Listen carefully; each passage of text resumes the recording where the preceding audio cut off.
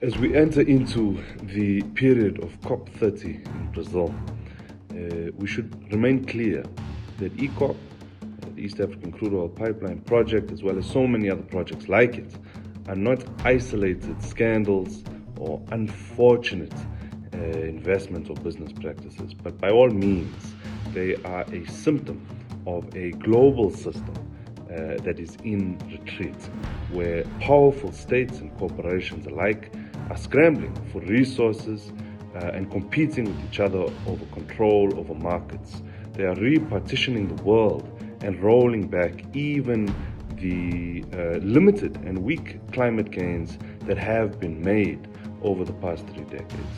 Now, in that scramble, our lands, our water, our futures, the livelihoods of our people have all become collateral damage.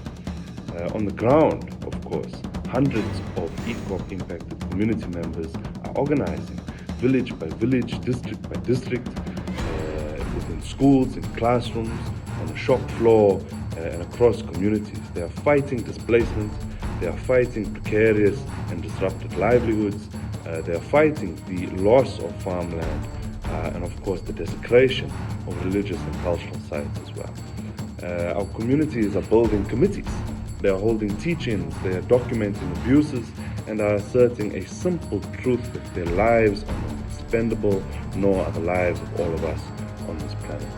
Meanwhile, of course, spaces like COP are increasingly inaccessible. When frontline people do manage to get in, they're often, or far too often, treated as token mouthpieces.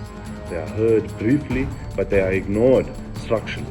And so we're done asking for a seat at what is a broken table.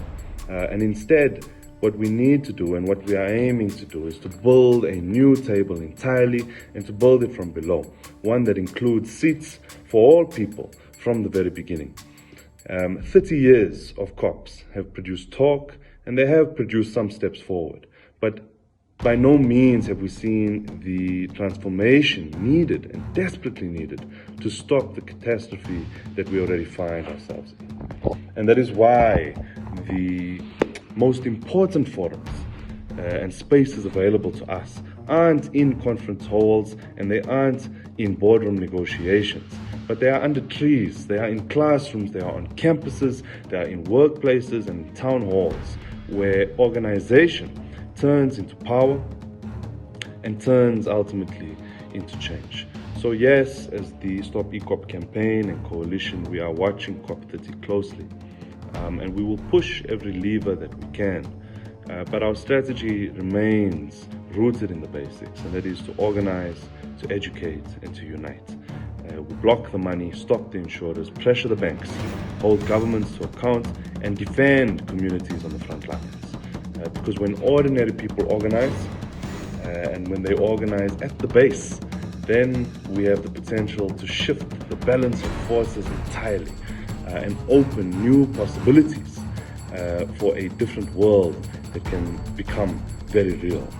And so we encourage the broader movement as we enter into this COP to exert pressure there, to make yourself seen there, to be known that you are there, and we are asserting ourselves as legitimate stakeholders in our world.